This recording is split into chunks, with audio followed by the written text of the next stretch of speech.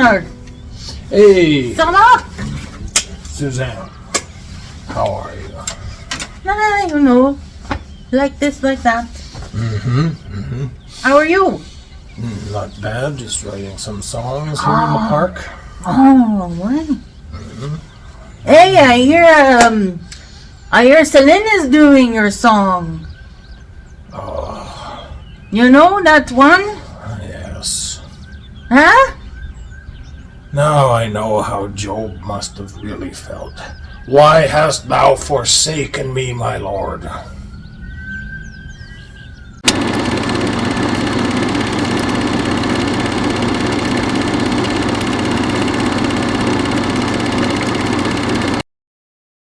Hello and welcome to Random Movie Time.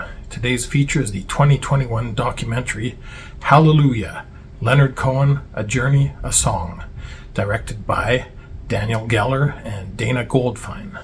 So this tells the story of how Leonard Cohen came to write his most popular song and how all of the various cover versions of it also came to be. Well, what did you think of this movie, Shannon? I was pleasantly surprised. I liked it. When I didn't realize it was actually more of a documentary about Leonard Cohen himself, which I was happy about, because when I saw the title, I was worried it was going to be about all of those awful covers of Hallelujah, which I can't stand. And there have been so many of them, and thank God they only really touched on that part of it near the end. The rest of it was really about how Leonard Cohen, his spiritual journey, and how he came to write Hallelujah. And it took him 7 years to write that song. And he's always changed it up to the day he died. Like, he always had lots of millions of different verses. I think one of his record producers or something said he thought he had over 200 verses for that song. So you can understand why it took 7 years for him to write it. But it was really interesting. I learned a couple of things about Leonard Cohen that I didn't know before, which was really great. There was some great Canadian nostalgia there too, like Adrienne Clarkson, some Adrienne Clarkson videos of him interviewing him from the 60s and later on, and she was always a big supporter of his. But I mean, I never really disliked that song Hallelujah in and of itself. I think Leonard Cohen gives it the gravitas it needs. You know, I had a big issue with all the covers. I haven't heard a good cover of Hallelujah in my mind, and in fact they became so ubiquitous that I was just like I couldn't stomach it anymore. Like, if I heard somebody covering it or singing it, I would just have to turn it off right away. And that's what happened at the end when they had Katie Lang. She did her. They showed her version. We just couldn't listen. Like, we're out. We're done. I know a lot of people love Katie Lang's version of Hallelujah, and I get it, but I don't know. To me, that seems like the sort of song that only Leonard Cohen should do. Again, I think that it's extremely personal to him, and I don't know if, I guess they always say, you know, you should take from art what you want and make it your own, and kind of, but I don't know, for some reason in this case it seems wrong. It seems wrong that anybody but Leonard Cohen would do that song to me. He was such a brilliant, thoughtful man, and always trying to grow and always exploring his spirituality, and that, you know, there was a lot of Jewishness in his songwriting and poems, and that was, to me, that one thing I found really interesting about traditional Jewish culture is their focus on the journey and on studying and on, you know, the philosophy and things like that. And that really comes through in a lot of his songwriting. It's just, it really touches you, and it feels genuine, you know. There was one point in his life, what was it, the 70s or something, no, maybe it was later, it was like the 80s or 90s. He decided to go up to the mountain and be a Buddhist, stay at a Buddhist monastery for a while, because, you know, he needed that spiritual inspiration, and he was always exploring that. And I was just saying to Tommy the other day, like, remember in the 90s how it was like a big fad to be a Buddhist, like a big fad to follow the Zen Buddhism, and you know, so many people did it, not necessarily because they really got what it was all about, but because it was the trend, and they're like, I want to be cool like everybody else. But no, Leonard Cohen was really, really, really genuine about it, and really interesting. I think that I really liked getting to know Leonard Cohen in this documentary. It followed his path from the 60s, from when he was a boy in the 40s, I think. He was born in the 40s. And it followed his path from the time when he was like a young boy up until 2021 is when this was released, I think.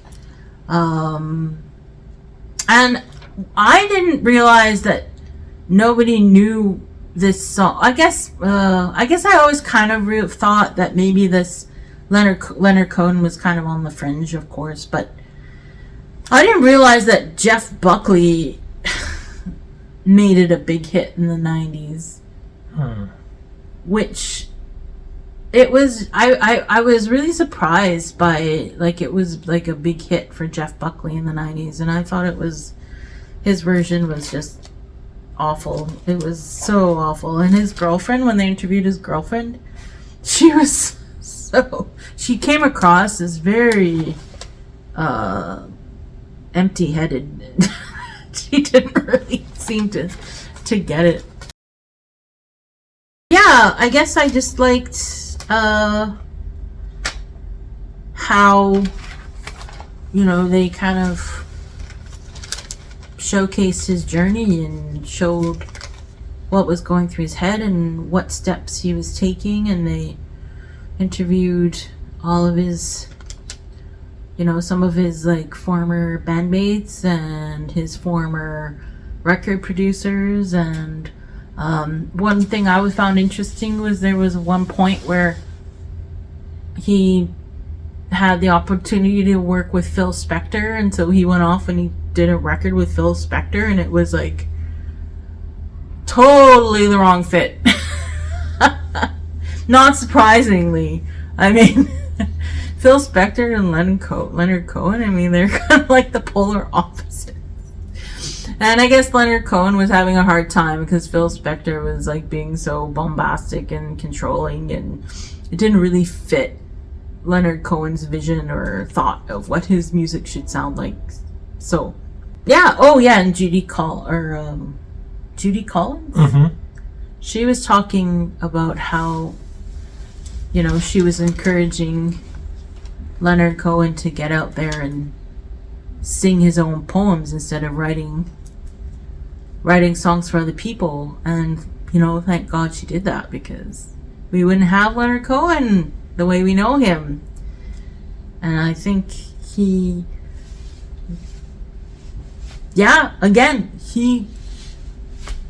I think for a lot of the times he's the only one that can do his songs.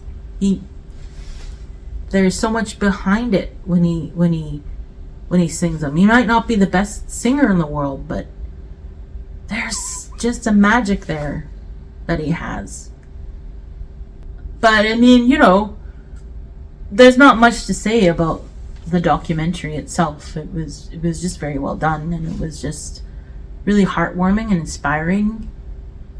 Made me kind of tear up at the end, because we lost such a great poet, but we still have his books and his music. So there you go. What about you, Tommy? Yeah, well, when I saw the title of this movie, I was really apprehensive. Over the years, Hallelujah has sort of become my least favorite Leonard Cohen song. And that's not Leonard Cohen's fault, because it's a good song. It's just, as you said, all those awful, insipid cover versions.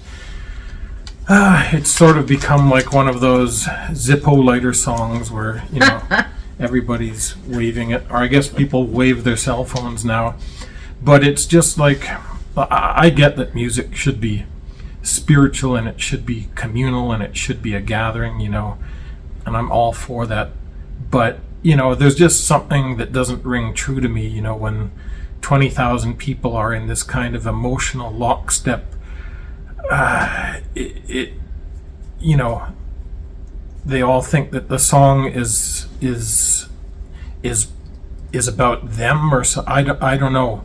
It's one of the reasons I like alternative music. With a few exceptions, it doesn't tend to engender that sort of response, you know. And I never liked, you know, all these big things like Sarah McLachlan and all that with everybody singing in the. No offense to anybody who likes that kind of music, but it's just it never rings true to me that. It's sort of like, you know, in Bill and Ted when they go into the future and everybody's just playing air guitar like a zombie because they think that's how they have to act. But you still know that the future's cool because George Carlin is there. And then, like, at a concert like that, I would just be looking around going like, where's all the George Carlins, man? You know, like, the emperor has no clothes. Yeah. But whatever. Yeah, the song is not my favorite, but it's a good song. And this documentary doesn't talk too much about it, luckily. It's really another documentary about Leonard Cohen, and there's been a lot because, you know, cameras have been following him since the start, like you said about the Adrian Clarkson interview back in the 60s. And, you know, you always find out something interesting and something new about him. So that's why I really appreciated this documentary. Oh yeah. Further to the point about everybody covering his song. Mm-hmm. There's a quote in the movie where the interviewer asked him what he thought of everybody singing Hallelujah, and he said, I think people should stop singing it for a little while. Yeah.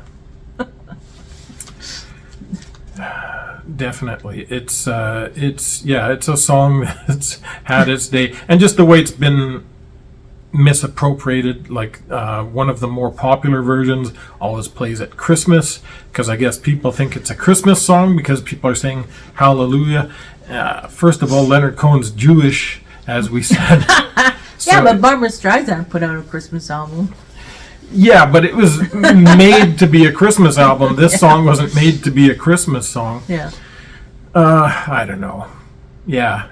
But all in all, the documentary is very good. You've learned lots of interesting things about him, things that you might not know. You know, they talk to a lot of his friends and co-workers in the music industry.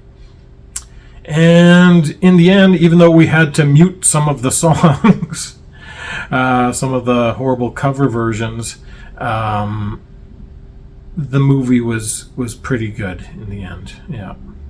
All right, Shannon. So how many guitars would you give this one? Well, okay. I'll give it 5. Mm-hmm. 5 out of 5 because I can't find fault with this documentary. I learned a lot. It was really touching. The only downside was that, you know, they played some of the covers and but that's part of it. That's important. They couldn't just not do that.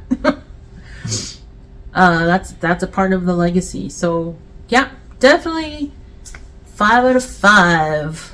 What about you, Tommy? I'll give it 4.5. You know, just because, you know, I couldn't stand some of those insipid versions.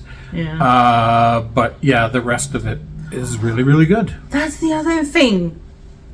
they did a little montage of all the people and that covered the song, and one of the montages was of all those awful, like, The Voice and American Idol, and like showing all of these, like, all the contestants who sang his song. And there was one where Simon Cowell, is that American Idol, or I don't remember, but somebody sang it, and Simon Cowell was actually like, that was amazing. And I'm like, oh my god.